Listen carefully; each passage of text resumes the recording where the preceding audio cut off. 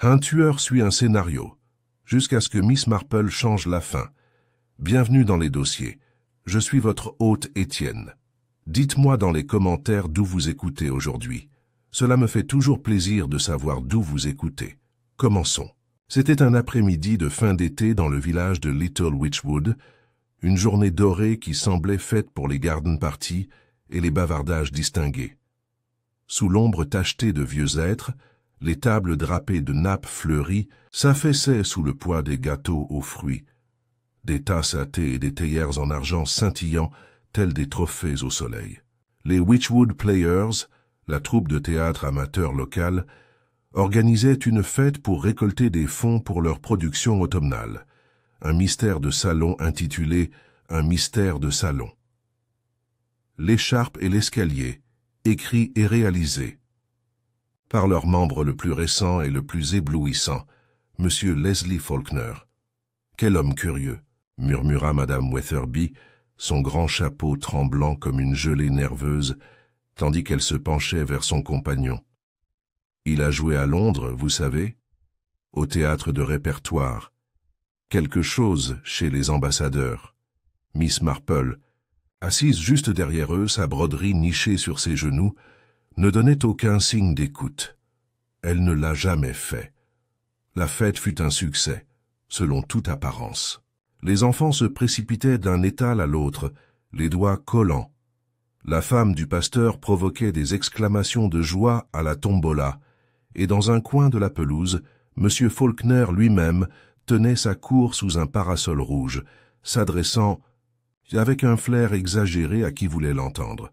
« Je te le dis, ma chérie », a-t-il lancé à un public réticent qui comprenait le colonel à la retraite d'Anvers et une vieille fille déconcertée nommée Miss Clegg, la Seine et le village ont beaucoup en commun, tous deux pleins de prétentions, de secrets et d'une tension exquise. « Il continue », murmura Miss Clegg avec un léger tremblement de peur dans la voix. Miss Marple, qui venait de terminer une rangée de jolies petites marguerites au point de croix, leva brièvement les yeux et sourit faiblement. À 17 heures, le clou de la soirée commençait. Une courte lecture théâtrale par les membres de la troupe. Des chaises étaient disposées sous le chapiteau et une scène improvisée, en réalité, une simple estrade avec quelques arbustes en pot, plantait le décor. La pièce était tirée d'une scène de la pièce à venir. Une confrontation entre une riche douairière et son neveu intrigant, se terminant par un simulacre de coups de couteau. Les acteurs étaient en grande forme, en particulier Leslie Faulkner, qui, dans le rôle du neveu méchant, a prononcé son texte avec la conviction haletante de quelqu'un qui prend chaque syllabe très au sérieux. « Et maintenant, tante Margaret, entonna-t-il en levant le coupe-papier accessoire, vous allez payer pour ce que tu as fait à maman. » Un soupir collectif s'éleva dans l'assistance. La douairière, interprétée par la sensée et pragmatique Madame Evangeline Harper, prononça son discours d'adieu avec une retenue admirable. Puis le moment arriva. Leslie se précipita en avant et la lame frappa juste, ou sembla le faire. Ce qui a suivi était la confusion. Madame Harper trébucha, tomba en arrière et ne se releva pas. Il y eut un moment de silence, puis des rires nerveux, incertains. Les applaudissements commencèrent, hésitants, mais Miss Marple n'applaudit pas. Elle s'était levée très lentement et s'avançait déjà vers la scène avec l'autorité tranquille de quelqu'un qui avait été témoin de plus de violence au cours de sa longue vie que la plupart des gens ne voulaient l'imaginer. « S'il vous plaît, j'ai à crier quelqu'un. Cela fait juste partie du spectacle. »« Non, » dit doucement Miss Marple, sa voix tranchant comme une lame de rasoir. « Non, j'en ai bien peur. » Madame Harper était morte. Le coupe-papier, émoussé, soi-disant, était recouvert de quelque chose de sombre et d'incomparable. Un cri s'éleva. Une chaise se renversa. Un plateau de scones s'écrasa au sol. Et à ce moment précis, le voile chaud et doré de Little Witchwood s'est déchiré, révélant quelque chose de pointu et de laid en dessous. Miss Marple, ses yeux bleus indéchiffrables, ne regardait pas le corps.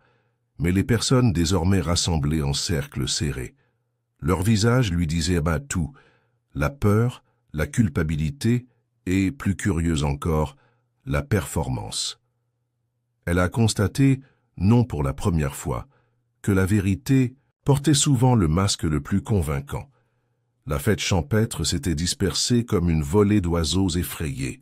Les invités furent raccompagnés hors du chapiteau par le vicaire et le colonel Danvers, tremblant, tandis que deux des plus jeunes acteurs tiraient à la hâte les rideaux de toile autour de la scène improvisée, protégeant la silhouette immobile de Madame Evangeline Harper des regards choqués des villageois. Miss Marple resta immobile au milieu du chaos, les mains soigneusement jointes sur la poignée de son sac à main, le regard scrutant chaque détail avec une précision sereine. Elle ne s'approcha pas du corps. Cela ne servirait à rien maintenant. Mais elle remarqua que M. Leslie Faulkner s'était éloigné de la scène et restait figé, fixant son accessoire ensanglanté comme un homme au milieu d'un rêve qu'il ne maîtrise plus. Le couteau n'avait jamais été tranchant, tout le monde le savait. Il avait été utilisé des dizaines de fois lors des répétitions, émoussé comme une cuillère, sûr, inoffensif. Et pourtant, Madame Harper gisait derrière le rideau, bien morte. Lorsque l'agent Brent arriva, essoufflé et le visage rouge de son trajet à vélo depuis la gare, la foule s'était à nouveau resserrée le long de la haie du jardin du presbytère. L'agent était jeune, sérieux et enclin à faire des déclarations définitives bien trop hâtives. Il adressa un bref signe de tête à Miss Marple avant de se frayer un chemin à travers les badauds. « C'est cet acteur, hein ?» murmura Madame Weatherby à qui voulait l'entendre. « Trop de drames, disais-je toujours, tous ces faux semblants, de la scène au péché, il n'y a qu'un pas. » Miss Marple sourit gentiment, mais ne répondit pas. Elle n'interrompait jamais les ragots. C'était l'une de ses sources d'informations les plus précieuses. Dans le salon du presbytère, un poste de commandement improvisé avait été installé. L'agent Brent discutait avec le docteur Penrose, le médecin généraliste du village.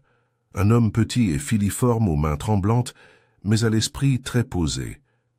Il avait examiné le corps et rendait son verdict. Ponction entre la 4e et la 5e côte, inclinée vers le haut, sectionnant l'aorte. Mort immédiate.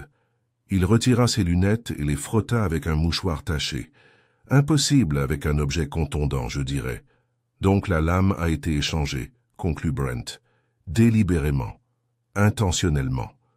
Faulkner, toujours, debout au centre de la pièce comme un acteur attendant son signal, secoua lentement la tête. Mais je n'ai rien fait. Je vous jure que j'ai utilisé le même accessoire avec lequel nous avons répété. Oh Seigneur, je n'ai même pas touché aujourd'hui. Molly me l'a apporté. Molly? Répéta Brent. Molly Carmichael, la plus jeune membre de la troupe, fut appelée depuis la véranda. Elle était assise, un châle serré autour des épaules, le visage pâle sous ses taches de rousseur. On l'avait affectée aux accessoires et à la garde-robe, une partie de son apprentissage, comme l'avait dit Faulkner, mais elle semblait maintenant avoir vieilli de 10 ans en 10 minutes. J'ai posé le couteau sur le plateau avec les autres choses ce matin, murmura-t-elle d'une voix à peine audible. Je n'ai pas vérifié. J'ai juste supposé, enfin j'ai toujours pensé que c'était pareil. Où était-il conservé? Demanda Brent. Dans le coffre à costume. On le ferme à clé après chaque répétition, mais la clé est accrochée au crochet dans le couloir. Miss Marple se tourna légèrement, comme si elle admirait simplement le papier peint du vicaire. Mais son esprit traçait déjà des motifs. Un coffre verrouillé, une clé accessible, une pâle d'hélice qui, soudain, n'existait plus. N'importe.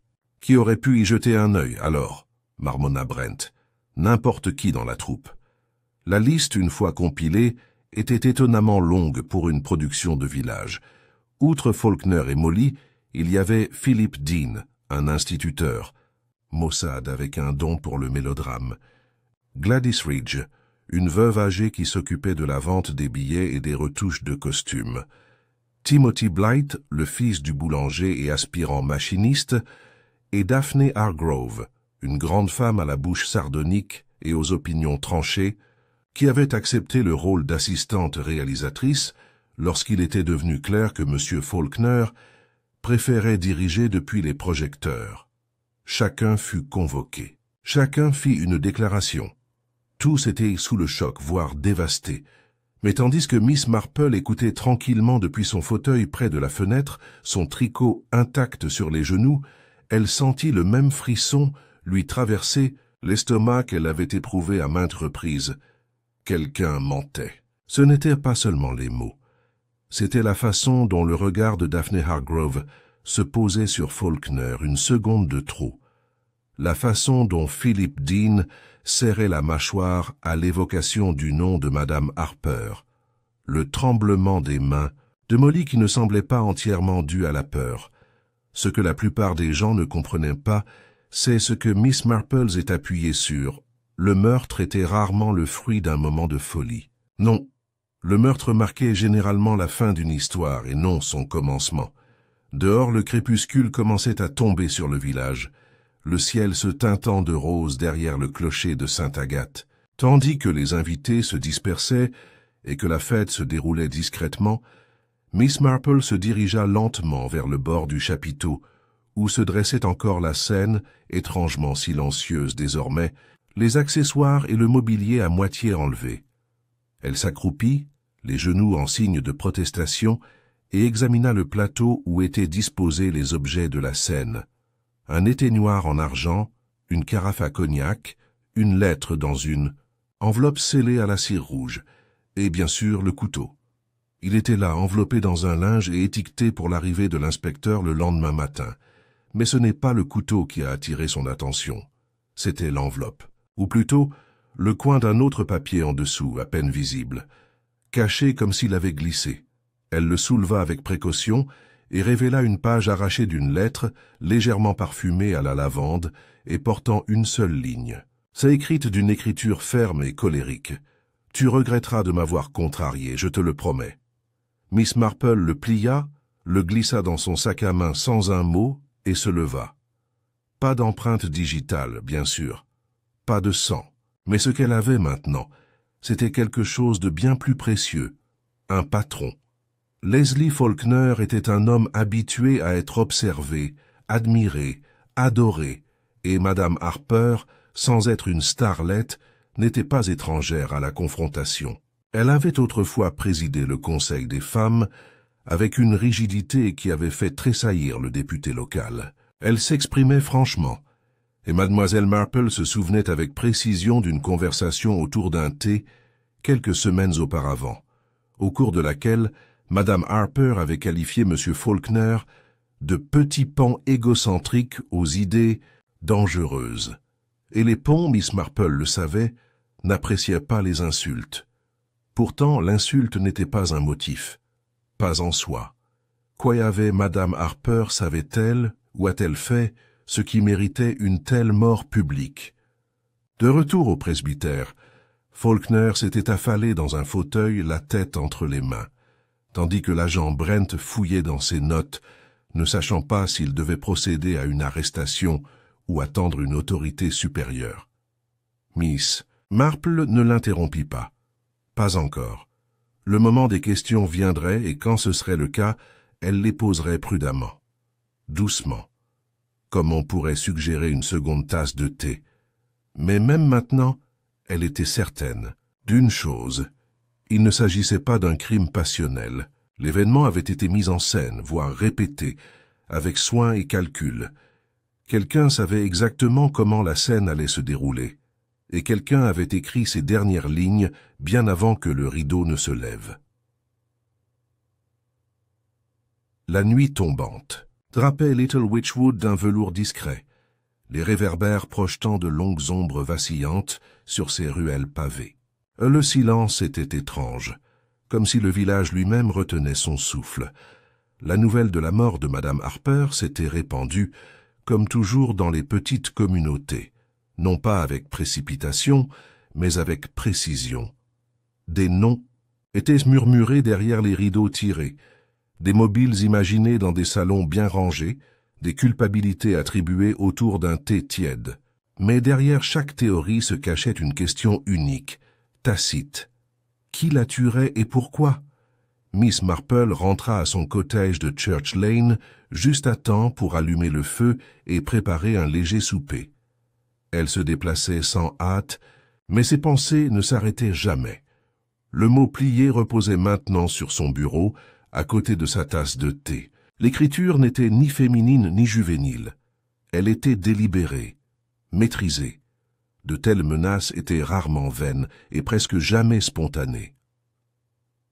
Le lendemain matin arriva l'inspecteur Graves de Market Cudbury, un homme pragmatique, à la moustache grise, attaché aux faits simples et respectueux, quoique méfiant, de l'aide occasionnelle de Miss Marple.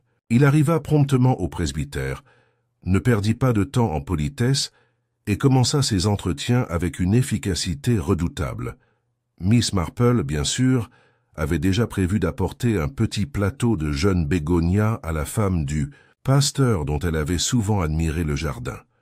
On la conduisit dans la cuisine, où elle resta à proximité, confortablement installée dans un fauteuil, discutant gentiment avec la femme de chambre, l'oreille attentive au ton et au rythme de chaque échange dans la pièce voisine. Daphne Hargrove fut la première à être interrogée. Sa voix exprimait plus d'assurance que d'aisance. « Je ne sais pas quoi vous dire de plus, inspecteur. Nous avons tous répété cette scène des dizaines de fois. Rien n'a jamais mal tourné jusqu'à hier.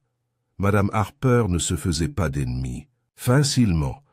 Mais elle n'était pas vraiment diplomate.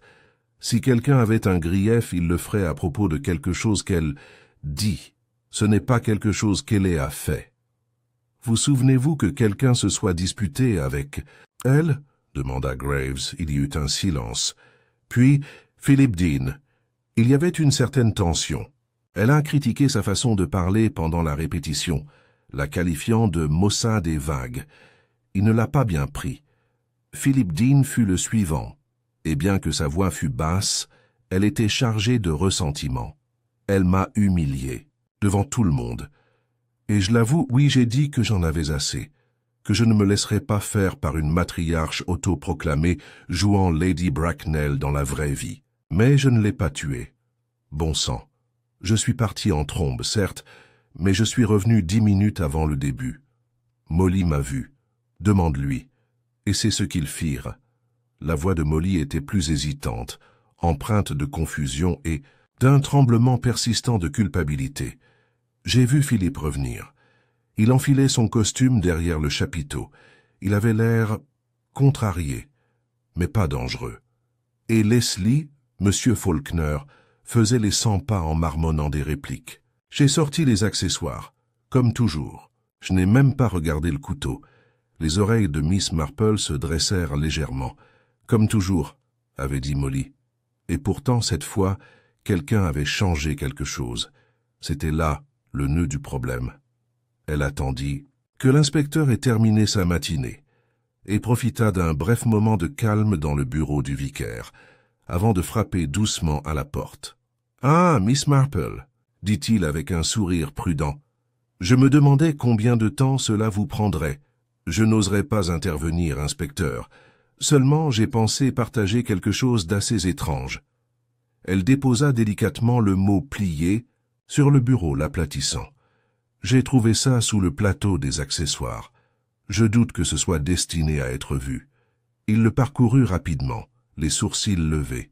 « Tu regretteras de m'avoir contrarié. Enfin, c'est un peu dramatique. »« Non ? Ça ressemble plutôt à une pièce de théâtre, vous ne trouvez pas ?» songea Miss Marple. « Mais la vraie colère se déguise souvent en jeu théâtral. Je suppose que l'analyse graphologique ne sera d'aucune aide. Mais je me demande qui, dans la troupe, pourrait être tenté d'écrire une chose pareille. » Graves tapota le bureau du bout des doigts. « Vous soupçonnez Faulkner ? Je crois qu'il est trop habitué à être observé pour proférer des menaces aussi inconsidérées. Je pense que celui qui a écrit cela se sentait invisible, ignoré. Kay voulait s'affirmer. Pas aux yeux du monde, son. Plus tard dans l'après-midi, Miss Marple rendit discrètement visite à Gladys Ridge, qui vivait dans une maisonnette coquette près de la poste. Gladys était proche de Madame Harper, même si peu de gens au village auraient qualifié cela d'amitié. Il s'agissait plutôt d'une alliance pragmatique, deux femmes qui désapprouvaient beaucoup de choses, mais parvenaient à se soutenir mutuellement dans leur désapprobation. Miss Marple apporta un biscuit au citron et resta assez longtemps pour entendre les condoléances répétées et l'incontournable « Quel choc !» Mais au moment de partir, elle remarqua doucement « Je n'ai pas pu m'empêcher de remarquer que beaucoup de membres du parti avaient, disons, une relation quelque peu tendue avec cette chère Madame Harper. Ça a dû être difficile de maintenir l'harmonie avec des personnalités aussi fortes. » Gladys eut un léger soupir. Elle a dit ce qu'elle pensait, et la plupart des gens ne supportent pas ça.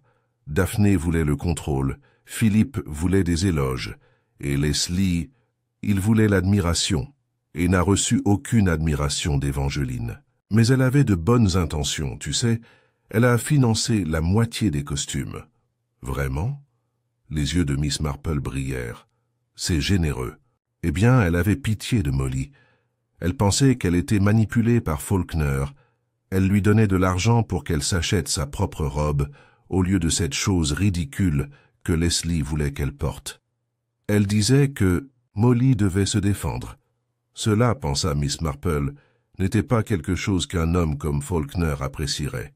De retour chez elle, elle se dirigea directement vers son bureau, où elle conservait des coupures de presse, des lettres et, occasionnellement, quelques avis du village. Parmi eux, un article du Witchwood Gazette 2 mois plus tôt, un reportage sur l'arrivée de M. Leslie Faulkner y était présenté. Il détaillait ses réalisations passées, mentionnait ses projets d'apporter une qualité théâtrale sérieuse à la région et incluait une photo. Sur la photo, Faulkner posait à côté d'une femme beaucoup plus jeune, mince, brune et souriante, mais son nom n'était pas mentionné dans la légende. Miss Marple fixait l'image. Ce n'était pas Molly, ce n'était pas Daphné, mais la ressemblance était suffisante pour éveiller ses soupçons. Elle a pris sa loupe, oui, elle était là, une bague au doigt de la femme, et à celui de Faulkner, des alliances assorties. Miss Marple se rassit, les doigts croisés. Leslie Faulkner avait une femme, et personne à Little Witchwood ne semblait le savoir. La signification n'était pas immédiatement claire. Mais les secrets avaient du poids, et Miss Marple avait depuis longtemps observé que lorsqu'on se donne tant de mal pour dissimuler quelque chose, c'est généralement parce que cela peut nous détruire. L'étape suivante était évidente. Elle devait reparler à Molly, cette fois sans le regard indiscret des autres, car il devenait évident que ce qui se passait sur scène n'était pas simplement un meurtre commis dans le feu de l'action. C'était une pièce de théâtre soigneusement exécutée, écrite, répétée et interprétée avec une précision cruelle. Et quelqu'un jouait un rôle depuis bien plus longtemps que quiconque ne l'avait imaginé. Le lendemain matin, le village vibrait d'une raideur inquiétante. Un subtil changement s'était opéré dans le rythme quotidien de Little Witchwood. Les commerçants échangeaient moins de civilité, les rideaux restaient tirés un peu plus longtemps et les conversations se taisaient au moindre bruit de pas. Dans un lieu où la routine était vénérée, l'incertitude régnait désormais. Le meurtre de Madame Harper avait perturbé plus qu'une fête champêtre. Il avait brisé la façade de civilité sur laquelle tant de gens comptaient. Miss Marple, levait tôt, disposa une assiette de sablé dans une boîte recouverte de papier sulfurisé et la noua d'un fin ruban bleu. Elle se dirigea vers le modeste cottage situé derrière le marchand de légumes où Molly Carmichael vivait avec sa mère, une femme timide, sujette à des maux réels ou imaginaires. La jeune Carmichael, cependant, avait toujours impressionné Miss Marple par son autonomie discrète, même si son engagement actuel auprès des joueurs l'avait entraînée dans des eaux plus profondes qu'elle ne semblait préparer. Molly ouvrit elle-même la porte, les yeux cernés de fatigue et les mains tordant un torchon avec une persistance nerveuse. « J'ai apporté quelques biscuits, » dit Miss Marple d'un ton enjoué. « Je pensais juste que vous apprécieriez une petite douceur en ces temps difficiles. »« C'est très gentil, Miss Marple, » répondit Molly en s'écartant. « Maman est encore au lit, mais j'ai préparé du thé. » Ils s'installèrent dans le petit salon, un espace propre et ensoleillé rempli de meubles usés et d'un échantillon, brodé sur lequel on pouvait lire faire avec et réparer Miss Marple, attendit que la deuxième tasse de thé soit versée et que le silence s'installe confortablement entre elles avant de parler à nouveau. « J'ai été très désolé d'apprendre. La nouvelle concernant Madame Harper, commença-t-elle doucement. Une femme forte, assurément. Peut-être trop forte parfois. Les doigts de Molly se tendirent autour de sa tasse de thé. « Je sais que les gens ne l'aimaient pas beaucoup, dit-elle, mais elle n'était pas cruelle, pas vraiment. Elle voyait clair dans les gens. Ça les mettait mal à l'aise. En effet, acquiesça Miss Marple. Elle était aussi protectrice envers toi, n'est-ce pas? Molly cligna des yeux. Protective? Gladys Ridge a mentionné que Madame Harper vous avait aidé à payer votre costume. Elle a dit que vous aviez eu des désaccords avec M. Faulkner. Un silence. Puis, avec une émotion à peine dissimulée, il voulait que tout soit à sa manière, chaque réplique, chaque allure. Il disait que la robe comptait plus que la façon de jouer. Que si je n'étais pas à la hauteur, je ne devais pas jouer du tout. Quand Madame Harper l'a découvert, elle a proposé son aide. Elle m'a dit de ne laisser personne me rabaisser. Miss Marple hocha lentement la tête. Et M. Faulkner était-il au courant de ce soutien? Je crois. Enfin, je ne le lui ai pas dit directement, mais elle a réagi plus d'une fois pendant les répétitions. Elle lui a dit d'arrêter de me traiter avec condescendance. Après ça, les choses sont devenues plus froides. Et pourtant, le jour de la représentation, dit doucement Miss Marple, c'est vous qui avez posé le couteau sur le plateau, sans le vérifier. Molly tressaillit. Je ne savais pas que c'était réel, je le jure. Je croyais que c'était le même vieux truc. Je te crois, ma chère, mais je crois aussi que quelqu'un a veillé à ce que ce soit toi qui le transmette, que tu sois trop perturbée ou distraite pour remarquer que ça avait changé. Pourquoi ferait-il? Parce que, dit Miss Marple d'une voix douce, il n'y a pas de moyen plus efficace de dissimuler un crime que de le faire passer pour un accident. Un accident tragique, avec des coupables répartis de tous côtés. Mais ce n'en était pas un, n'est-ce pas? Molly baissa les yeux. Tu crois que quelqu'un voulait que je sois le bouc émissaire? Non, dit Miss Marple d'une voix égale. Je crois que quelqu'un voulait que M. Faulkner le soit, et il avait besoin de votre aide, sans le vouloir, bien sûr. Plus tard dans la journée, l'inspecteur Graves retourna au village, après avoir passé la matinée à enquêter à Market Cudbury. Il fut accueilli par un léger tumulte au commissariat, où un télégramme avait annoncé que Leslie Faulkner était non seulement marié, mais qu'il laissait derrière lui une série de dettes impayées, un ancien partenaire mécontent, et au moins un incident impliquant une crise de nerfs publics lors d'une tournée théâtrale à Norwich. Un homme erra haut en couleur, murmura Graves à Miss Marple, alors qu'il se tenait devant la grille du presbytère. Et il ne serait pas à l'abri d'une petite réinvention. Son nom n'est même pas Faulkner, c'est Leonard Fosbury. Faulkner était un nom de scène. Son nom officiel n'a jamais été changé. Miss Marple assimila cela en silence. La femme sur la photo était-elle sa femme? Oui, Florence Fosbury, une actrice, disparue de la scène publique il y a 2 ans. Pas d'acte de décès, pas de divorce. Et il n'a jamais parlé d'elle. À personne ici. Miss Marple serra les lèvres. Peut-être que Madame Harper l'a découvert. Ce genre d'irrégularité l'aurait certainement perturbée, surtout si elle le soupçonnait d'encourager l'affection de Molly. L'inspecteur haussa les sourcils. « Vous pensez que c'était le cas? »« Non, » répondit calmement Miss Marple. « Mais je pense qu'elle le croyait. Et Madame Harper avait une façon bien à elle d'agir, selon ses convictions. Assez pour l'affronter, assez pour menacer de le dénoncer. Et peut-être l'a-t-elle fait en privé, et quelqu'un a entendu. Ce soir-là, alors que le crépuscule s'installait à nouveau sur Little Witchwood, Miss Marple fit une petite promenade, non pas vers le centre du village, mais vers la vieille grange derrière la salle communautaire, où les musiciens entreposaient leurs instruments, Là, elle trouva Timothy Blythe, dégingandé, rougeaud et maladroit, en train d'empiler des panneaux de bois derrière le hangar. Il a sursauté quand il l'a vu. « Oh, Miss Marple, je ne m'attendais pas à quelqu'un à cette heure-là. Je me promène souvent le soir, dit-elle doucement. C'est une habitude. Je trouve qu'on voit plus de choses quand le monde se calme. » Il bougea, visiblement mal à l'aise. « Vous avez fait un excellent travail avec l'éclairage de la représentation. » Théa-t-elle poursuivit. « C'était vraiment spectaculaire. » Il rougit de fierté. « Merci. Monsieur Faulkner a dit que j'avais un sens inné de la mise en scène. »« Vraiment ?» demanda-t-elle en inclinant la tête. « Ça a dû être flatteur. Il est plutôt persuasif, non ?» Le sourire de Timothy s'estompa. « Oui, il peut l'être. Enfin, il parle beaucoup. Il raconte des histoires. Mais je ne suis pas stupide. Je sais quand on se sert de moi. » Vous êtes-vous senti utilisé? Il hésita. Pas par lui, mais je n'ai pas aimé la façon dont il a traité Molly, et Madame Harper non plus. Tu l'aimais bien, n'est-ce pas? Le visage de Timothy rougit à nouveau. Elle était la seule à ne pas rire quand je lui ai dit que je voulais écrire une pièce de théâtre un jour. Elle m'a dit que j'avais de l'imagination. C'était important.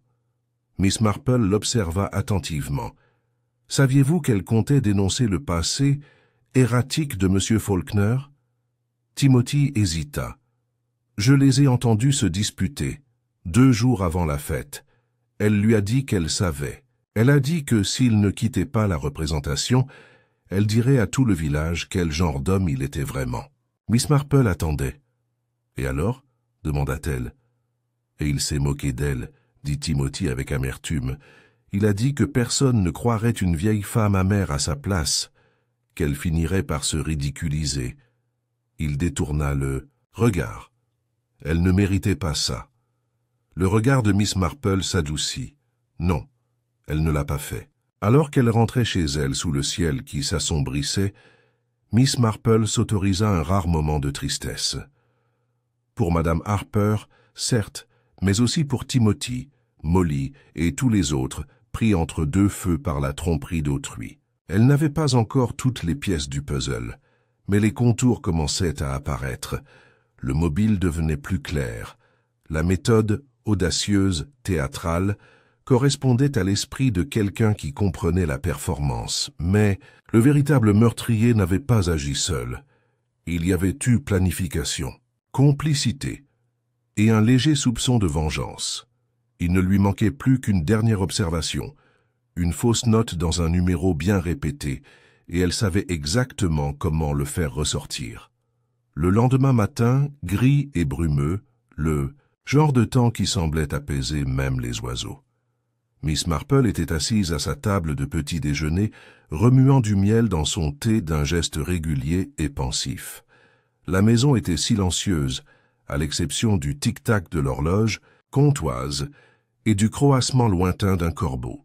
Dehors, le brouillard pressait les fenêtres comme une gaze, adoucissant les formes des haies et des chaumières au loin.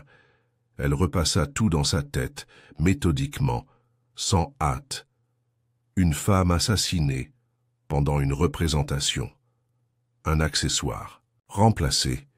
Une note cachée dont l'amertume était indéniable. Un passé occulté, une menace proférée, et un village commençant discrètement à soupçonner tout le monde et personne. Quelqu'un avait utilisé les atours du drame pour commettre un acte réel et irréversible.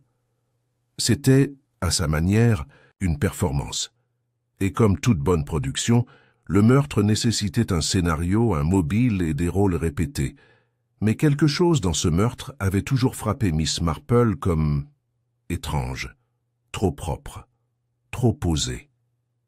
Le tueur n'avait pas paniqué. Cela signifiait que ce n'était pas spontané. Et si c'était vrai, alors la performance elle-même, le moment de la mort, n'était pas seulement une opportunité. C'était le plan. Miss Marple rangea soigneusement le mot dans son sac. Payne se leva de table et sortit. Son manteau soigneusement boutonné, ses gants à la main.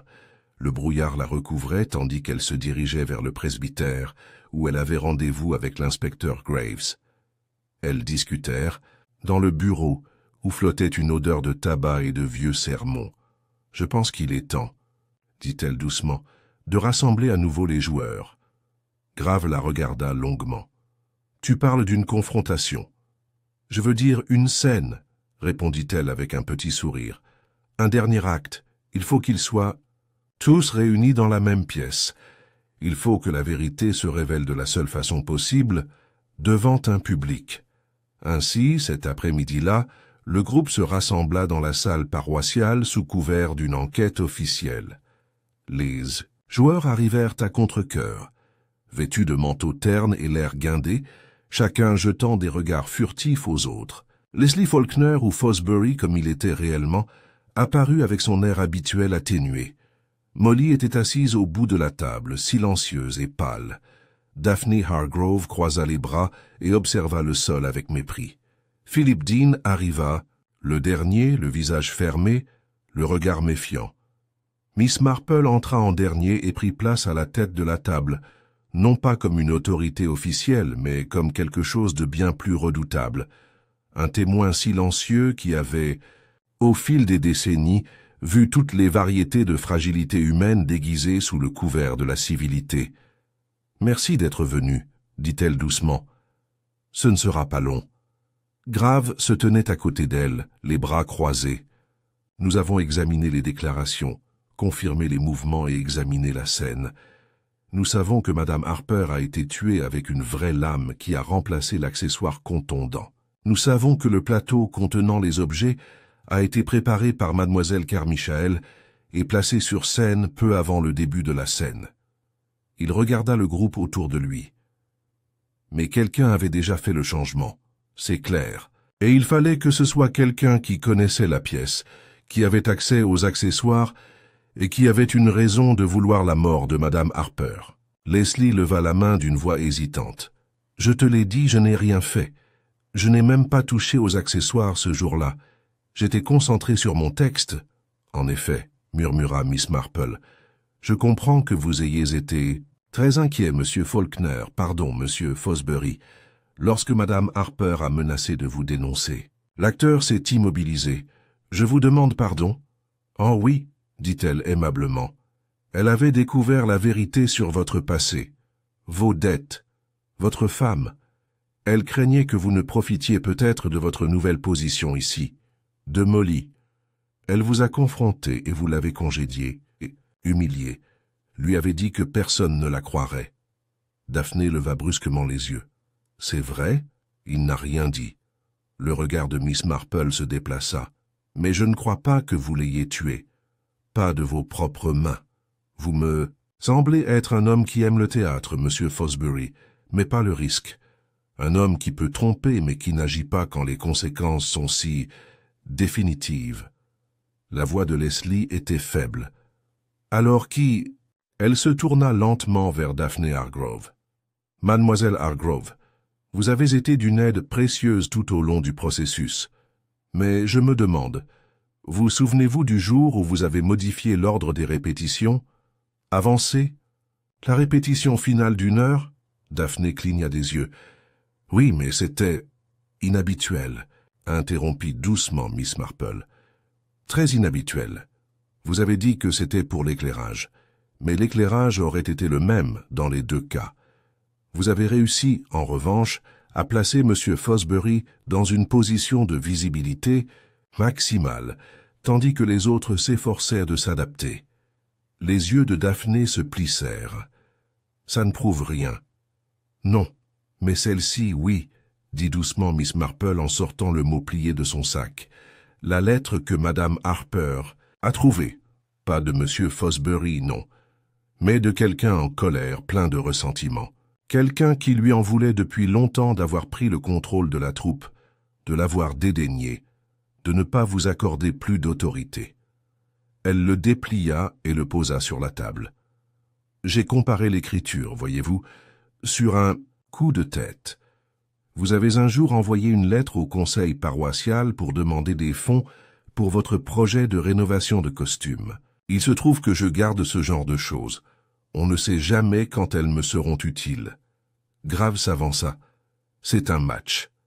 Il y eut un silence, puis Daphné rit, un rire bref et sec. Elle était... Il allait tout gâcher, cracha-t-elle. C'était un menteur, un imposteur, oui, mais il apportait à la troupe respect et attention. Elle ne supportait pas qu'il lui vole la vedette. Elle allait le détruire, tout détruire par dépit. Je n'allais pas la laisser faire. Alors tu t'es assuré que ça ressemblerait. « Aïe, tu l'as fait !» dit doucement Miss Marple, « parce que tu savais qu'il serait trop fier pour avouer la vérité. Tu comptais là-dessus. Tu comptais sur le fait que la scène se déroulerait exactement comme prévu. » Daphné se leva, tremblante. « Je ne voulais pas la tuer. Je voulais l'effrayer, lui faire comprendre qu'il n'avait pas le contrôle. J'ai seulement changé la lame parce que je savais qu'elle reculerait au dernier moment. Elle le faisait toujours. Mais elle ne l'a pas fait, dit Miss Marple, non sans gentillesse. Elle a joué la scène, jusqu'au bout. » L'inspecteur Graves se déplaça doucement pour poser une main sur l'épaule de Daphné. Elle n'a pas résisté. Une fois la pièce vidée et Daphné emmenée, Miss Marple resta assise, les mains posées sur ses genoux. Molly s'attarda incertaine. « Elle m'aurait aidé à partir, dit-elle doucement. Madame Harper, elle m'a dit que je méritais plus que des applaudissements et des flatteries, que je pouvais réussir. »« Tu peux encore, » répondit Miss Marple, « et tu le feras. Elle a vu quelque chose en toi, fais-en ta boussole. » Molly hocha la tête, puis partit tranquillement. Seule désormais, Miss Marple était assise dans le silence rafraîchissant de la salle, écoutant le léger craquement du bois et l'écho de 1000 vers murmurés. Le théâtre, pensa-t-elle, n'était pas si différent de la vie. Les gens portaient des masques, suivaient des scénarios et jouaient des rôles écrits bien avant d'en comprendre la fin. Mais finalement, le rideau doit tomber. Et quand cela se produit, la vérité silencieuse, constante et indéniable trouve toujours son chemin vers les feux de la rampe. Les jours suivants à Little Witchwood furent marqués par un calme tendu, comme si le village lui-même tentait de se remettre d'un rêve trop réel. L'arrestation de Daphne Hargrove en avait stupéfié plus d'un. Certains l'admiraient pour son indépendance. D'autres se méfiaient de sa franchise, mais personne ne l'avait vraiment perçue telle qu'elle était devenue. Une personne capable de dissimuler sa vengeance sous le sceau de la civilité et de la laisser s'exprimer devant un public. Pourtant, Miss Marple avait encore quelque chose à la limite de la résolution. Le mobile était plausible, la méthode astucieuse. Mais tandis qu'elle parcourait l'allée du jardin derrière son cottage, coupant les fleurs fanées des dahlias sous le doux soleil matinal, elle se sentit déstabilisée. Daphné avait voulu humilier Faulkner, certes. Elle avait détesté l'autorité de Madame Harper, assurément. Mais il y avait eu quelque chose sur le visage de la jeune femme pendant la confrontation, une lueur non pas de culpabilité, mais de surprise. Elle s'attendait à se faire prendre, réalisa Miss Marple, mais pas si tôt, et pas tout à fait de cette façon. C'est Molly Carmichael qui a donné la pièce suivante sans s'en rendre compte. Miss Marple l'avait invitée à prendre le thé, à la fois pour s'assurer de son bien-être et pour observer avec douceur les répercussions du traumatisme. Molly était assise en silence, encore à vif, mais plus calme qu'avant, le regard plus perçant maintenant qu'elle ne portait plus le poids d'une suspicion injustifiée. « Je n'arrive toujours pas à croire qu'elle a réussi, » murmura Molly, tant remuant distraitement son thé. « Daphné, je veux dire. J'ai toujours pensé qu'elle ne l'avait pas fait, comme les gens, mais je n'aurais jamais imaginé qu'elle irait aussi loin. Parfois, l'aversion masque quelque chose de plus profond, dit Miss Marple. La peur, la jalousie, le chagrin, je suppose, répondit Molly. Elle ne parlait jamais beaucoup d'elle, mais je pense qu'elle voulait que Leslie la respecte, plus qu'elle ne voulait l'admettre. Miss Marple hocha la tête. Ouais, et c'est dangereux, n'est-ce pas, de donner à quelqu'un un tel pouvoir sur votre estime de soi. Il y eut un silence, puis Molly fronça les sourcils. Tu sais, il y a quelque chose d'étrange qui me préoccupe. Dis-moi, ma chérie. Ce jour-là, avant la représentation, j'étais allé chercher les accessoires dans le coffre à costume. Je les ai sortis comme d'habitude. Mais en retournant pour refermer le couvercle, j'ai remarqué quelque chose. Il y avait un autre couteau. Le couteau émoussé, caché au fond sous le drap de velours. Miss Marple resta assise, immobile. « Et vous êtes bien sûr que ce n'était pas celle que vous avez utilisée. »« Oui, celui que j'ai placé sur le plateau était au-dessus, dans la fente habituelle. Il ressemblait exactement à celui qu'on utilisait toujours. Alors j'ai supposé, mais l'autre, l'ancien, était en dessous.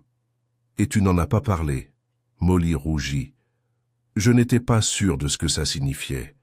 Je pensais que quelqu'un l'avait peut-être simplement rangé négligemment. Mais maintenant, je ne sais pas. Ça veut dire que quelqu'un a changé le vrai, non? Gardait le faux à côté? C'est vrai, dit doucement Miss Marple. Et soudain sa forme devint nette. Un tour soigneusement répété, mais avec trop de pièces mobiles pour une seule main. Daphné avait prévu de faire peur, mais elle n'avait pas échangé le couteau.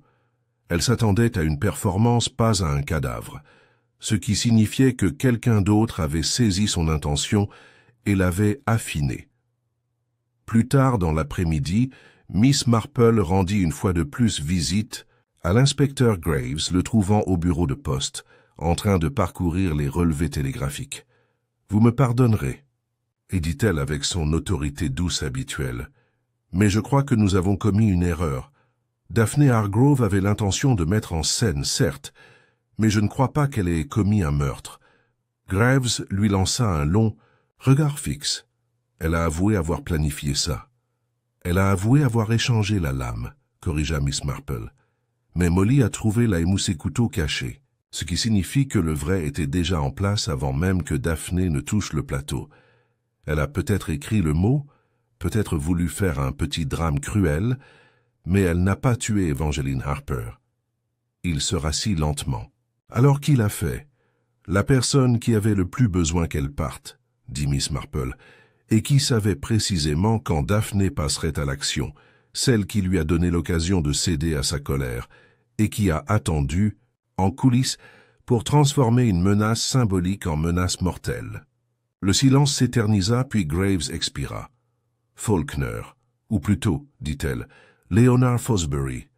Voyez-vous, ce n'était pas seulement un opportuniste et un menteur, c'était un désespéré, un imposteur vivant sous un faux nom, dépendant de la bonne volonté d'une femme qui connaissait ses secrets et était prête à le dénoncer. Mais il avait un alibi, tout le monde le voyait sur scène. Oui, sur scène.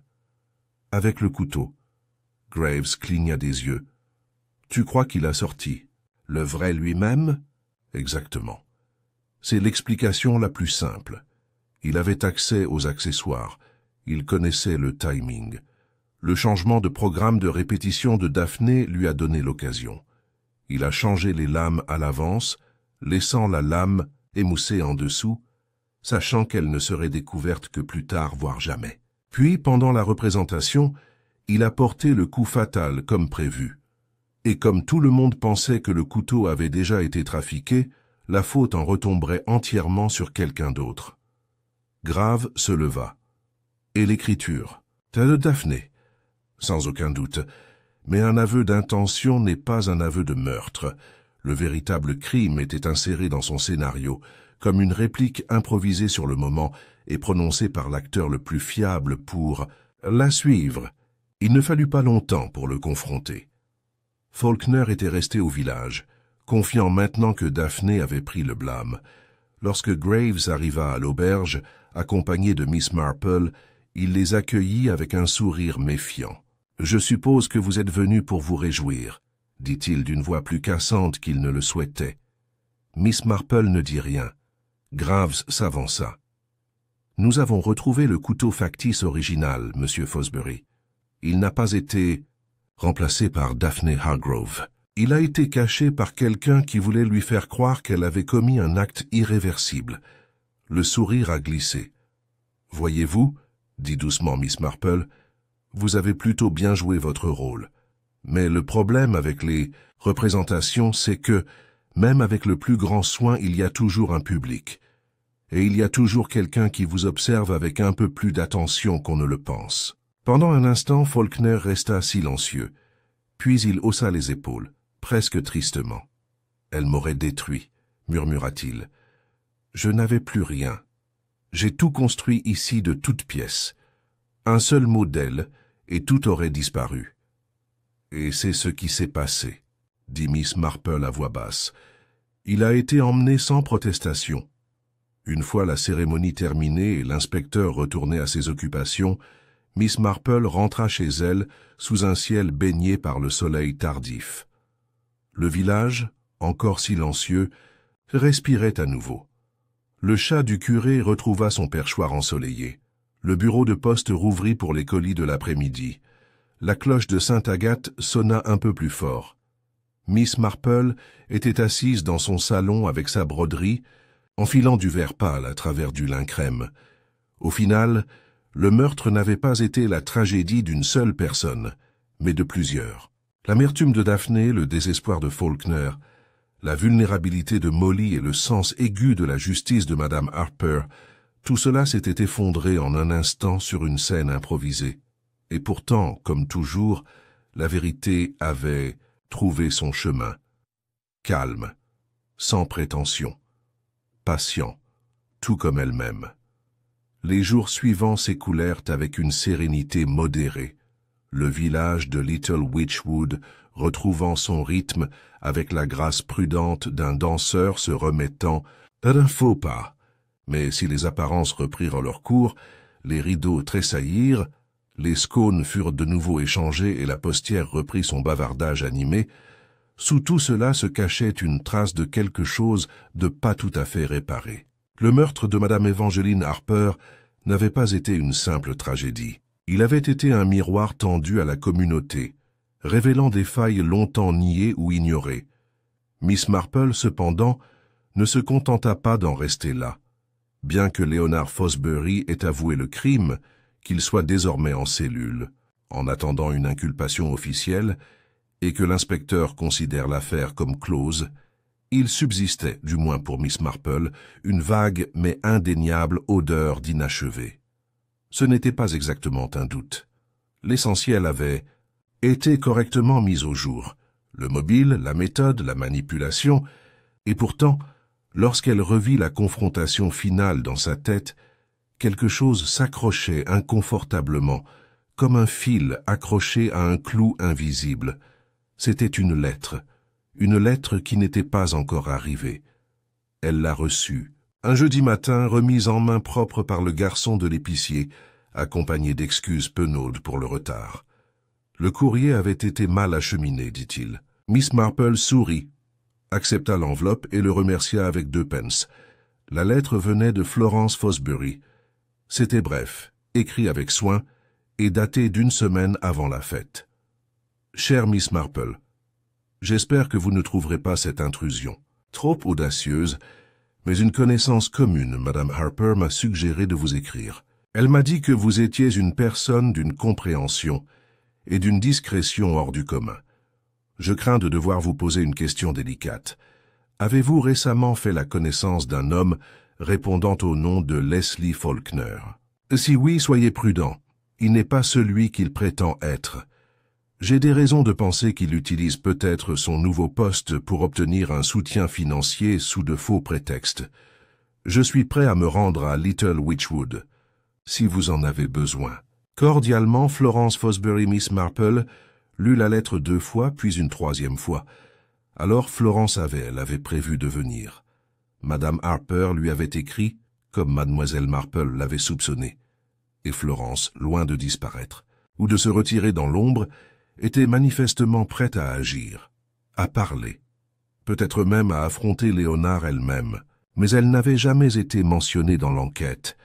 Fosbury n'avait pas une seule fois évoqué son existence depuis son arrestation.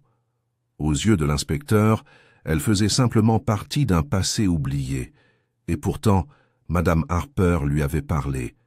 Elle avait anticipé sa visite. Peut-être cette confrontation n'avait-elle jamais été réservée à Fosbury seul. Miss Marple rédigea un bref mot et l'envoya à l'inspecteur Graves par coursier. Il arriva le lendemain matin, l'air perplexe mais attentif.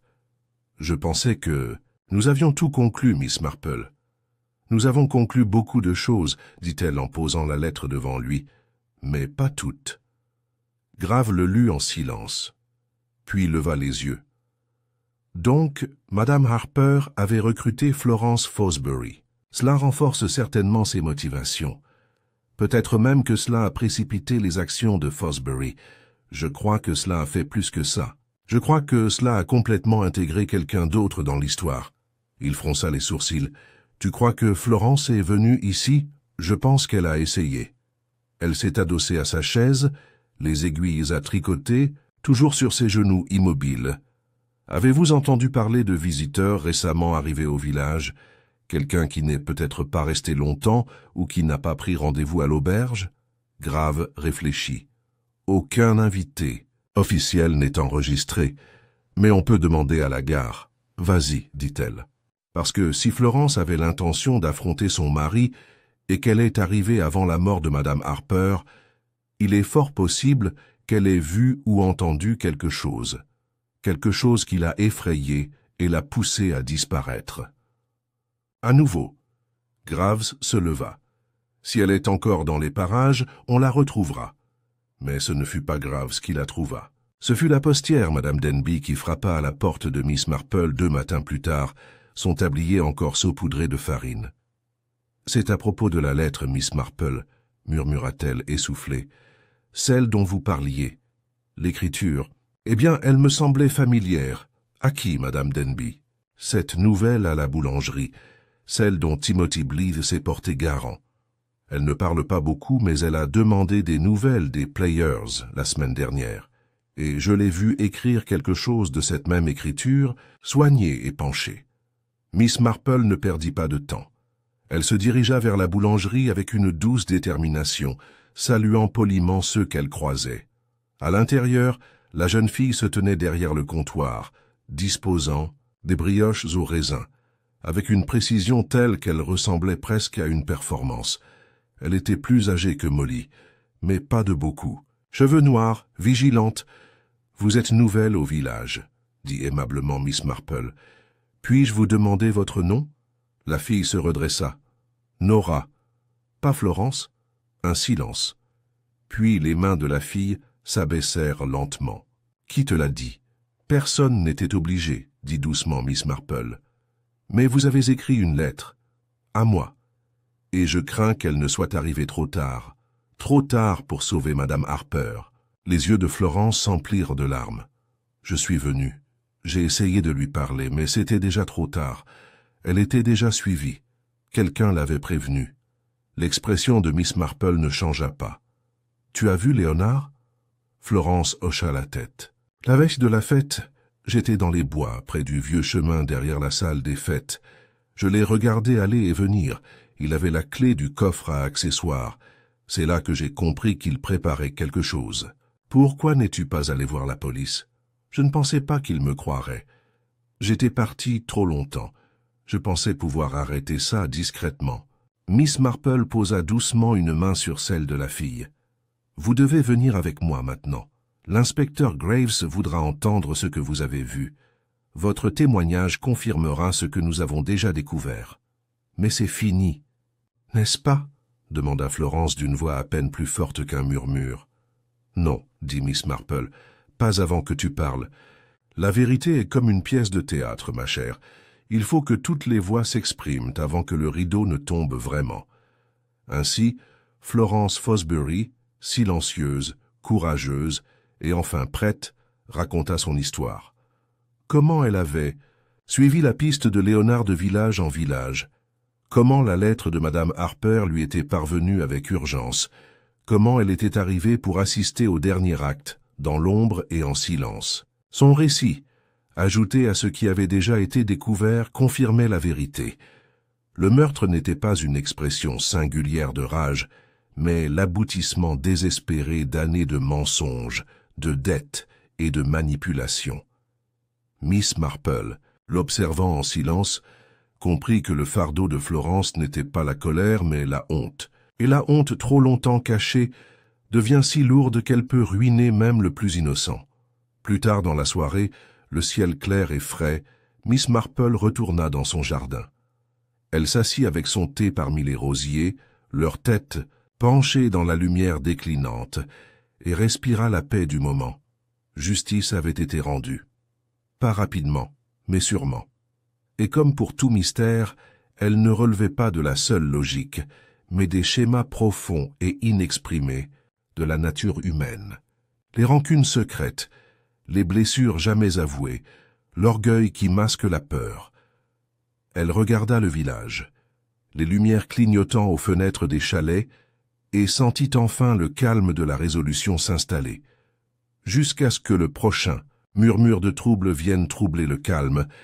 Miss Marple attendrait silencieuse, vigilante et prête, alors que l'été glissait doucement vers septembre, le village de Little Witchwood retrouva son calme apparent.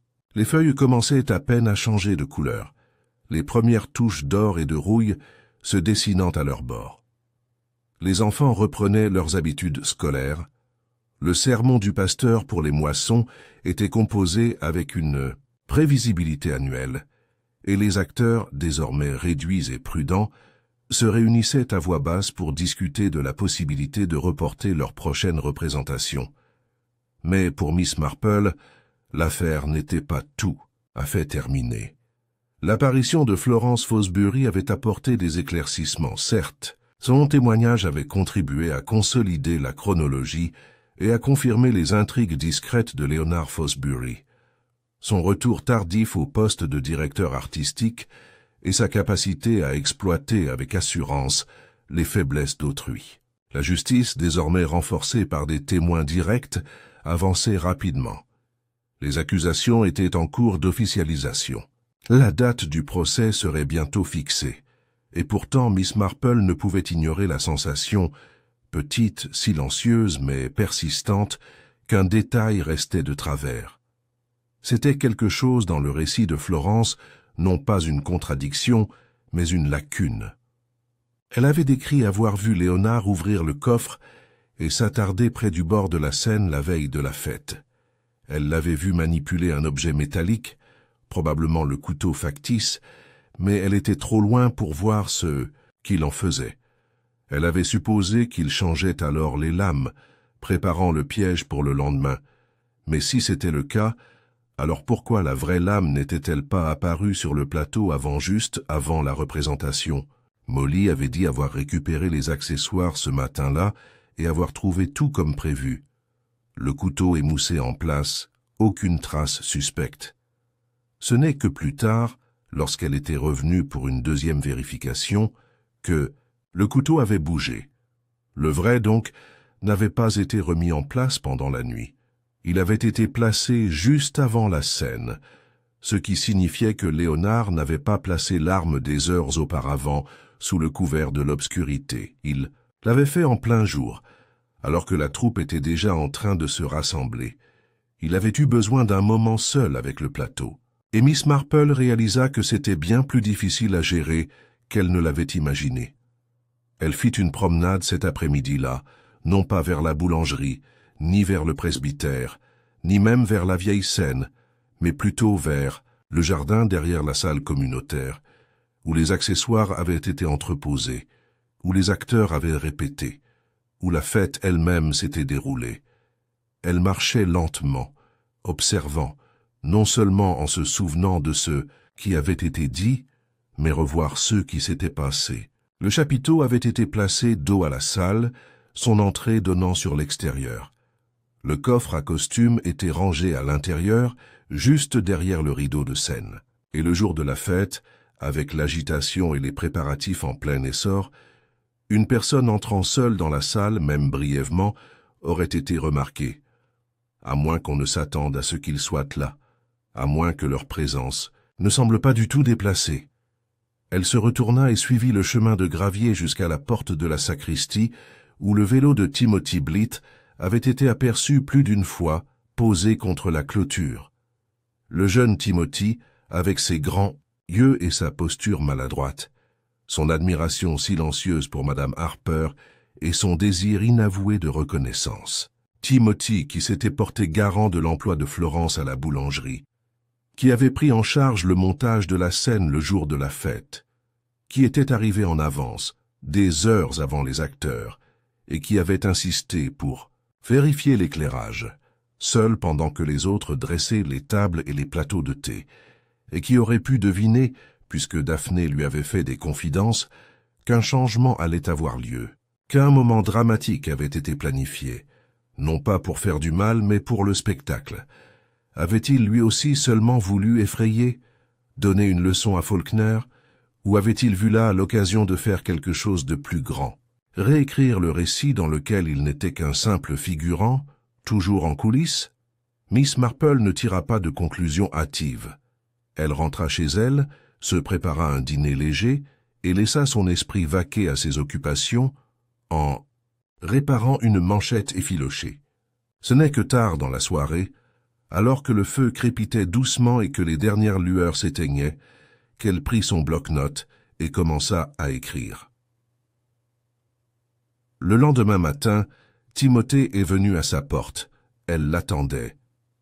Il se tenait là, un certain chapeau à la main, ressemblant à un enfant sur le point d'être grondé. « Mademoiselle Marple, » commença-t-il, « j'ai entendu dire que Florence s'était manifestée, qu'elle avait vu Léonard cette nuit-là. »« Elle l'a fait, » répondit Miss Marple en l'invitant à entrer avec un sourire calme. « Veux-tu du thé ?» Il hocha la tête et s'assit sur le bord de la chaise, comme s'il craignait de la casser. « Je n'arrête pas de penser à tout, à ce qui s'est passé. Je me demande si ça aurait été différent si j'avais dit quelque chose plus tôt. » Elle lui versa du thé, ajouta une touche de lait au sien sans demander son avis. Elle se souvenait qu'il le prenait. « Ainsi. C'est difficile, n'est-ce pas ?» dit-elle doucement. « Savoir quelque chose, et ne pas savoir si le dire va aider ou nuire. » Il leva brusquement les yeux. « Toi savais, n'est-ce pas ?» Timothy hésita. « Je ne savais pas ce qu'il préparait. »« Pas exactement. Daphné m'a dit qu'elle allait lui donner une leçon, qu'elle avait un plan. J'ai cru que c'était du bluff. J'ai cru qu'elle allait perdre son sang-froid. Tu savais qu'elle avait l'intention de changer de couteau. » Un hochement de tête lent. « Je me suis dit que si je m'assurais que l'ancien était toujours à proximité, elle pourrait le remettre en place. Aucun mal ne serait fait. Mais tu ne lui as pas dit que tu l'avais déjà retiré du plateau. » Il détourna le regard. « Je ne voulais blesser personne, » dit-il d'une voix rauque. « Je jure que non. Je pensais juste... S'il se faisait prendre, s'il était gêné, peut-être qu'elle arrêterait de se comporter comme s'il était invincible. Peut-être que les gens me verraient différemment. J'ai toujours été juste l'assistant, celui qui portait les chaises. Tu voulais que quelqu'un te voie. Je voulais son pour me voir. » Miss Marple le regardait tranquillement. « Et quand Madame Harper est morte ?» Il déglutit difficilement. « J'ai paniqué. Je ne savais pas ce qu'il avait fait. Je ne savais pas qu'il vraiment j'ai encore changé de l'âme. Ou peut-être que je l'ai fait, au fond. Mais je pensais que si je disais quelque chose, ça me retomberait dessus. J'ai aidé à planter le décor, j'ai touché le plateau. Tu n'étais pas seul dans ton silence, Timothy. Tu avais juste encore plus peur. » Les larmes lui montèrent aux yeux. « Je ne voulais pas qu'elle meure. »« Je vous crois, » dit doucement Miss Marple. « Mais l'intention n'efface pas les conséquences. » Elle lui tendit la lettre qu'elle avait écrite adressée à Graves. « Dites tout à l'inspecteur. Dites-lui la vérité. Laissez la justice décider de la suite. Vous avez peut-être fait une bêtise, mais je ne vous crois pas méchant. » Il partit tranquillement, la lettre pliée dans la poche de son manteau, les épaules légèrement plus droites qu'avant. Miss Marple retourna à sa place près de la fenêtre et reprit sa broderie. Un léger brouillard s'était à nouveau installé, adoucissant les bordures des haies et des cheminées. Le village, elle le savait, retrouverait son calme, mais il s'en souviendrait. Ce n'était pas une simple histoire de méchanceté et de vertu. C'était un mélange désordonné d'orgueil, d'ambition et de solitude, un tissu de fragilité humaine tissé sous l'illusion de la performance, et pour ceux qui l'ont vécu, le rideau pourrait ne jamais vraiment se fermer. L'inspecteur Graves arriva avant midi le lendemain, sa vivacité habituelle tempérée par un silence pensif. Miss Marple l'accueillit à la grille, un brin de lavande à la main, qu'elle glissa dans la poche de son tablier et le conduisit au salon. Là, l'air était imprégné d'un parfum familier de cire d'abeille et de camomille, et la lumière matinale filtrait à travers les rideaux de dentelle avec une douce insistance. Elle lui offrit du thé qu'il accepta, même si aucun des deux ne but une gorgée immédiatement.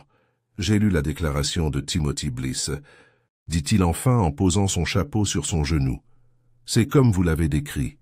Il a admis avoir retiré le couteau émoussé avant la représentation, peut-être sans en être pleinement conscient, mais ayant certainement contribué aux conditions qui ont permis à Fosbury de mettre son plan à exécution. » Miss Marple hocha la tête. « Il ne m'a jamais semblé être un garçon capable de cruauté, inspecteur. Seulement de désespoir. »« Je suis d'accord, » a déclaré Graves. « Il sera probablement mis en garde. Peut-être même inculpé, mais cela dépendra du magistrat. Ses actes ont facilité le crime, mais n'en ont pas été la cause. » Ils restèrent assis en silence un moment encore, chacun perdu dans ses pensées, se demandant ce qui aurait pu arriver si une seule personne avait agi différemment.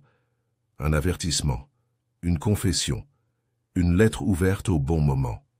« Il a été utilisé, » dit doucement Miss Marple, « manipulé, tout comme Daphné, et Molly à sa manière.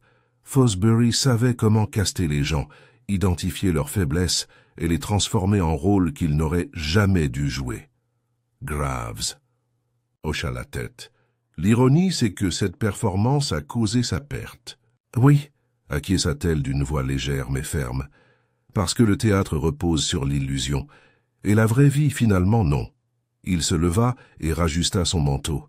« Il y aura une enquête officielle, bien sûr, mais je crois que le village peut retourner à ses affaires plus tranquilles.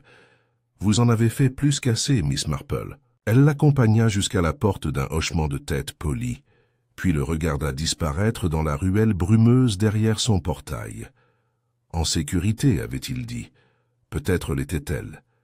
Mais Miss Marple avait vécu trop longtemps et vu trop de choses pour croire que la sécurité était autre chose que temporaire. Dans l'après-midi, la nouvelle des aveux de Timothy avait commencé à circuler, non pas avec malveillance, mais avec un mélange de tristesse et de compassion. Le garçon avait toujours été maladroit, toujours en retrait. Son implication semblait plus tragique que scandaleuse. Le véritable méchant, l'étranger se faisant passer pour une sommité, avait été démasqué. C'était le récit que le village préférait, plus simple, plus ordonné. Mais ce fut Molly qui rendit ensuite visite à Miss Marple, ses pas incertains sur le chemin du jardin, sa silhouette plus petite que d'habitude, enveloppée dans un châle bleu qui semblait peser sur ses épaules. Miss Marple la salua chaleureusement et lui versa du thé frais sans qu'on ait besoin qu'on le lui demande. « J'ai vu Timothy ce matin, » dit Molly doucement. « Il m'a tout raconté à propos du couteau, du plan de Daphné et de ce qu'il n'a pas fait. » Miss Marple ne dit rien, attendant. Il a dit qu'il pensait que si les gens voyaient Léonard échouer, vraiment échouer, ils cesseraient de prétendre qu'il était quelqu'un à admirer. Que peut-être j'arrêterais. « Tu l'admirais, Molly ?» La jeune femme hésita. « Pas vraiment, pas après un moment. Il disait des choses qui semblaient gentilles, encourageantes, mais elles vous rabaissaient si vous ne faisiez pas ce qu'il voulait. Je crois que je suis restée dans la troupe uniquement parce que je ne voulais pas être la première à partir. » Miss Marple hocha lentement la tête, approbatrice. « C'est bien là toute la difficulté, n'est-ce pas? La plupart des gens restent chez eux parce que c'est plus sûr que de devoir partir. »« Je ne t'ai jamais remercié, » dit Molly au bout d'un moment. « De m'avoir cru. Tu n'en as pas besoin. J'ai juste fait le nécessaire. » Molly leva, alors les yeux, la voix plus assurée. « Je pense aller à Londres. Pas tout de suite, mais peut-être dans un mois environ. Il y a un programme pour les jeunes créateurs, costumes et textiles. Madame Harper m'a toujours dit de postuler. Elle avait le sens du talent, » dit Miss Marple avec un léger sourire. « Et tu as le don de remarquer les détails que les autres négligent. C'est très utile dans n'importe quelle profession. » Molly sourit faiblement, puis se leva. Je pensais juste que tu aimerais savoir que quelque chose de bien pourrait résulter de tout ça. » En partant, Miss Marple ressentit pour la première fois depuis de nombreux jours la légèreté de quelque chose qui commençait plutôt que de quelque chose qui se terminait. Elle retourna à sa broderie, mais ne reprit pas l'aiguille. Au lieu de cela, elle repensa à Florence, à la force tranquille qu'il lui avait fallu pour revenir, au risque qu'elle avait pris en parlant, et à la façon dont, même maintenant, elle restait à l'écart du cercle du village, observée peut-être mais pas accueillie. Alors, ce soir-là, Miss Marple visita la boulangerie. Florence était à l'arrière, pétrissant la pâte, les manches retroussées jusqu'au coude et une fine couche de farine dans ses cheveux noirs. Elle leva les yeux en sursaut. « Je n'ai rien de frais pour l'instant. Je ne suis pas venue pour du pain, » dit Miss Marple. « Je suis venue vous demander si vous accepteriez de dîner avec moi dimanche. Juste un rôti et un peu de compagnie. J'imagine que vous apprécierez un peu des deux. » Florence cligna des yeux. « Tu veux moi? Je pense que tu as mérité une place à table, » dit simplement Miss Marple. « Et puis, je fais un crumble aux pommes plutôt... » « Bon. » Florence sourit, hésitante mais sincère. « J'aimerais bien. » Et ainsi les morceaux fracturés et dispersés par la tromperie commencèrent à se rassembler à nouveau. À la fin de la semaine, les Players avaient discrètement suspendu leur production d'automne. Le vicaire organisa une cérémonie en Mzen-Titonsi, mémoire de Madame Harper, où ses vertus, constance, principe, générosité, furent rappelées avec la solennité qui lui était due, et ses défauts, paroles acerbes, opinions sévères, furent tempérés par la conscience qu'elle était morte en essayant de protéger autrui. Après la cérémonie, les fidèles se rassemblèrent dans le cimetière, profitant du silence de la fin d'après-midi. Daphne Hargrove n'était pas là, Timothy non plus. Mais Molly se tenait silencieusement au fond, la tête baissée, sa présence étant à la fois un hommage et une promesse. Miss Marple se tenait légèrement à l'écart, observant la lumière, tamisée à travers les ifs, et songea qu'il était curieux que la justice, une fois rendue, n'apporte pas le triomphe, mais le calme. Non pas la célébration, mais la réflexion. Le véritable mystère, songea-t-elle, n'avait jamais été la manière dont le crime avait été commis. C'était le pourquoi. Pourquoi les gens agissent contre leur meilleur moi? Pourquoi mentent-ils, cachent-ils des vérités, jouent-ils des rôles, jusqu'à ce que même les acteurs oublient leur rôle? Et finalement, tout se résumait peut-être à ce que Madame Harper lui avait dit un jour autour d'un thé, quelques semaines avant sa mort. La scène vous apprend tout sur les gens. Leur apparence est souvent aussi révélatrice que leur véritable nature. Oui, pensa Miss Marple. Et parfois ce sont les plus petits indices, un geste déplacé, un mot hésitant, le choix du silence, qui révèlent tout. Elle se retourna alors et descendit lentement le chemin de gravier. Le bruit des pas derrière elle n'était pas menaçant mais agréable, signe que le village respirait à nouveau. Réparé, pas parfait. Silencieux mais plus sage, elle ne doutait pas qu'un autre mystère surviendrait un jour. C'était toujours le cas. Mais pour l'instant, Little Witchwood pouvait se reposer. Et elle aussi. Le rideau était tombé. Et la vérité, comme toujours, avait tiré sa révérence. La saison des récoltes s'approfondissait, et Little Witchwood, avec ses ruelles sinueuses et ses toits couverts de mousse, semblait respirer plus sereinement dans la douce lumière d'octobre. Les drames de l'été avaient certes laissé une ombre légère, mais le village, tel une forêt après un orage, avait commencé à se reconstruire autour des branches brisées. La boulangerie s'emplit à nouveau des bavardages matinaux et de l'odeur de cannelle. Les enfants reprirent leurs cris et leurs courses dans la verdure près du cimetière, et les joueurs entamèrent des discussions hésitantes sur une lecture de Noël, quelque chose de doux et bien loin du meurtre.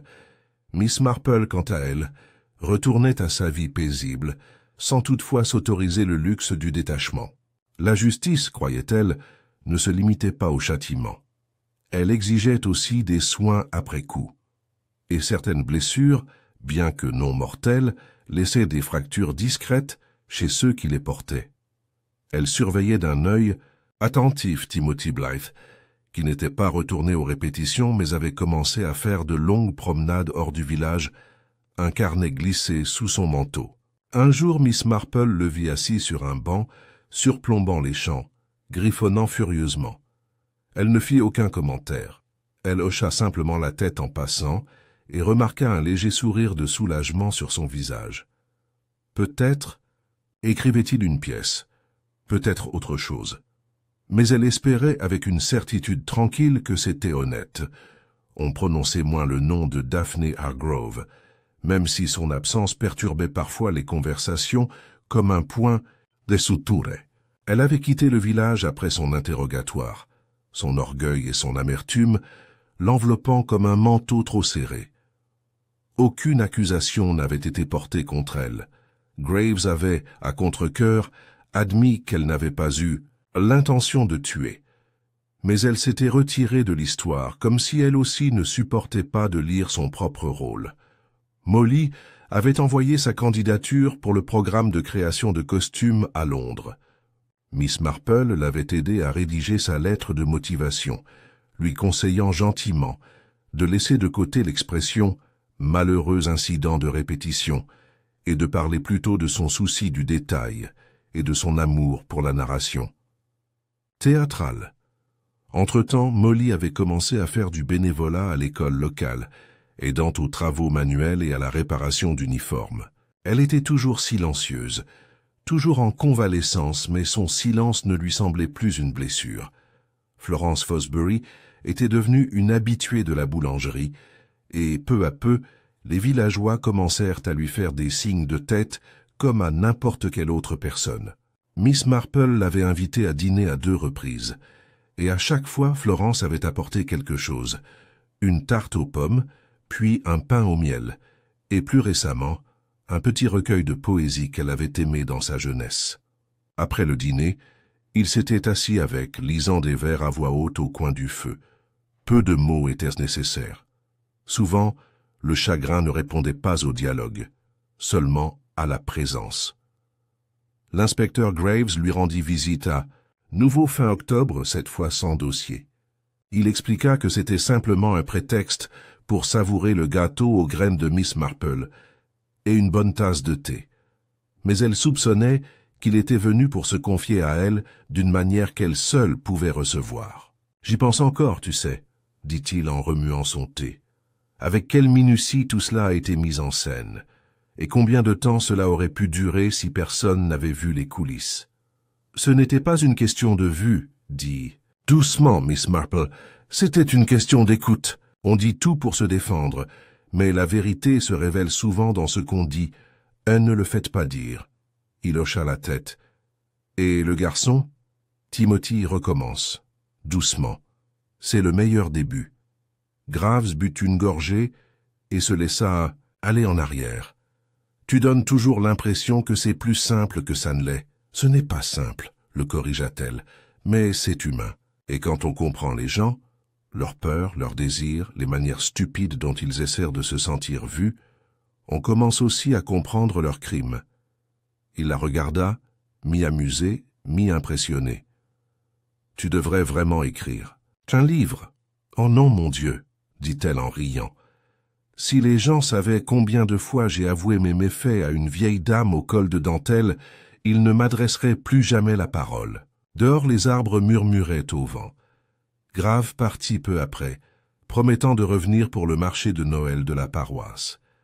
Alors que Miss Marple le raccompagnait au portail, elle aperçut Florence en train de discuter avec Madame Witherby autour d'un panier de scones. C'était peut-être, pensa-t-elle, le signe le plus clair que la guérison était en marche. La dernière pièce est arrivée un jeudi sans prétention, glissée dans une enveloppe marron oblitérée de Londres. Il s'agissait d'une lettre d'un notaire, celui de Madame Evangeline Harper en fait, adressée à Mademoiselle Marple et portant la mention « à remettre uniquement en cas de décès de Madame Harper dans des circonstances suspectes ». Miss Marple l'ouvrit, lentement ses doigts précis, et déplia la seule feuille de papier crème épais.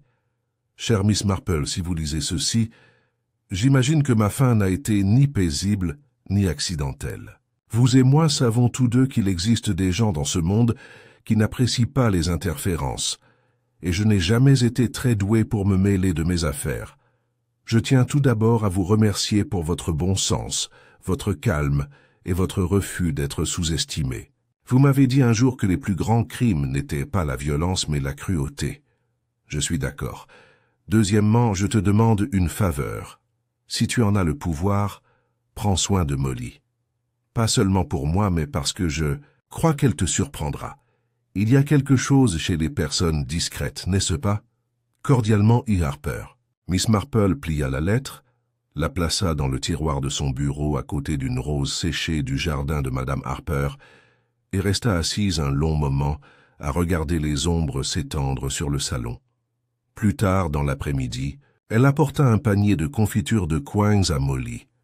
Elles parlèrent de la récolte, des tissus, du comportement indiscipliné des écoliers avec la colle et du vent froid qui avait tourné. Mais alors qu'elle partait, Miss Marple s'arrêta. « À la porte. »« Oh, et Molly, » dit-elle en se retournant. « Madame Harper m'a laissé un mot avant de mourir. Elle m'a demandé de te dire quelque chose. » Molly cligna des yeux. « Quoi ?» ?»« Elle a dit que tu me surprendrais, et je crois qu'elle avait tout à fait raison. » Elle n'attendit pas la réponse de la jeune fille, mais continua son chemin, le froid luisant sur les joues, l'air sentant la terre et la fumée de bois. Au théâtre de la vie, Miss Marple le savait, l'acte final n'était jamais vraiment définitif. Il y avait toujours de nouvelles scènes, de nouveaux personnages, de nouvelles répliques à prononcer. Mais pour l'instant, la scène était silencieuse, les lumières tamisées. Et quelque part, juste derrière le rideau, quelqu'un préparait son prochain commencement. Alors que novembre s'installait, accompagné d'un murmure humide de pluie sur les avant-toits et de volutes de fumée des cheminées, Little Witchwood s'installa dans la douceur du début de l'hiver. L'air plus froid était comme purifiant. Les conversations s'intensifièrent autour des cheminées, les routines se solidifièrent, et la vive douleur de la tragédie estivale s'estompa pour devenir un souvenir partagé qui n'était plus au cœur du quotidien, mais s'intégrait discrètement à la longue histoire collective du village. L'enquête était terminée. Leonard Fosbury, autrefois Leslie Faulkner, attendait son procès en détention. Sa dénonciation avait révélé une douzaine de mensonges complexes, et à chaque mensonge dissipé, le village semblait se rapprocher, comme pour se protéger. Le rapport final de l'inspecteur Graves soulignait la complicité de Timothy Blythe, l'intention initiale de Daphne Hargrove et le témoignage crucial de Florence Fosbury. Pourtant, dans le silence des marges, il était universellement reconnu que c'était Miss Marple qui avait véritablement résolu l'affaire. Comme d'habitude. Pourtant, Miss Marple n'aurait jamais revendiqué un tel mérite. Elle ne recherchait pas les éloges, et à vrai dire, le sentiment de satisfaction qu'elle ressentait n'avait pas grand-chose à voir avec la justice dans l'abstrait. Pour elle, la résolution n'était pas une question de verdict ou de déclaration publique, mais de compréhension. Et ce qu'elle comprenait le mieux, c'étaient les gens. C'est le dimanche suivant qu'elle reçut la dernière pièce qu'elle ignorait attendre. Elle revenait de la messe du matin, gants boutonnés et parapluie soigneusement roulés sous le bras, lorsqu'elle aperçut Florence qui l'attendait devant son portail. Elle tenait un petit paquet noué avec une ficelle bleue. « J'espère que je ne vous dérange pas, » dit-elle. « Je voulais vous donner quelque chose. C'était à Évangeline. » Miss Marple la conduisit à l'intérieur et accepta le paquet, en murmurant un merci. Elle dénoua délicatement la ficelle et ouvrit le couvercle. À l'intérieur se trouvait un carnet, simple, relié en tissu et bien feuilleté. En l'ouvrant, elle découvrit l'écriture de Madame Harper, précise, penchée et légèrement ironique. Observation, acteur du village et note générale. Leslie Faulkner, trop lisse. Un charme d'acteur mais un vide profond. La lettre de Florence confirme le malaise. Daphne Hargrove, rancunière, intelligence vive, allié utile mais peu digne de confiance. Timothy Blythe, impatient. Regardez-le, trop impatient de plaire, Molly Carmichael, bon instinct, timide mais capable de perception profonde, aura besoin d'encouragement. Miss Marple sourit faiblement en tournant les pages, chacune remplie de croquis de scènes et de mobiles, de questions en marge, et de notes qui, dans une autre vie, auraient pu appartenir à un collègue détective. Madame Harper, semblait-il, en avait vu bien plus que ce qu'on lui avait attribué. Elle essayait de reconstituer l'histoire, dit Florence, avant même que la situation ne devienne dangereuse. Elle soupçonnait Léonard d'être plus que ce qu'il prétendait, que quelqu'un allait utiliser ses connaissances contre elle.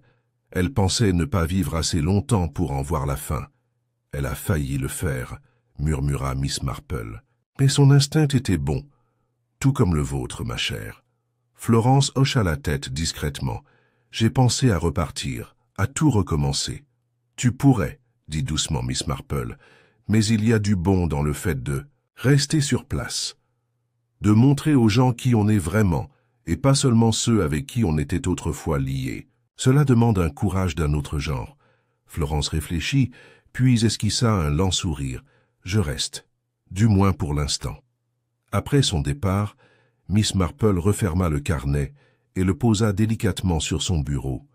La pluie frappait légèrement les fenêtres, et quelque part au loin un chien aboya avant de se taire. Elle reprit son tricot et s'assit dans son fauteuil près du foyer, le feu faible mais régulier. Au final, il n'y avait pas eu de grand retournement de situation, pas de retournement brutal. L'histoire s'était déroulée comme c'est souvent le cas dans la vie réelle. Non pas avec le coup de tonnerre d'un méchant démasqué, mais avec une lente et sûre dissémination de l'illusion. Le tueur s'était révélé non seulement par ses actes, mais aussi par l'insouciance avec laquelle il avait manipulé les autres. Et ce sont leurs blessures silencieuses, leurs aveux discrets et leurs schémas de comportement qui lui avaient tout dit. Pour Miss Marple, chaque meurtre était une leçon. Non pas de violence, mais de vanité, de solitude, d'orgueil et parfois même d'amour. C'était la logique émotionnelle du crime qui l'intéressait, bien plus que sa méthode mécanique. Une femme de bien était morte, et d'autres avaient failli être ruinées, non pas uniquement par argent ou par vengeance, mais par la peur, très ancienne et très humaine, d'être perçue comme inférieure à ce que l'on souhaitait paraître, elle. Prit une nouvelle pelote de laine, douce sous ses doigts, et pensa à Molly, à Florence, au jeune Timothy essayant de se réécrire sur une page. Ils iraient bien. Le village serait bien. Et Miss Marple, toujours observatrice, toujours patiente, serait toujours là, observant, écoutant, attendant. Non pas le prochain crime précisément, mais le tremblement silencieux du cœur humain qui le précédait toujours. Parce que dans Little Witchwood, comme dans toutes les meilleures histoires, la vie continue, calme en haut, secret en bas, mais jamais pour longtemps.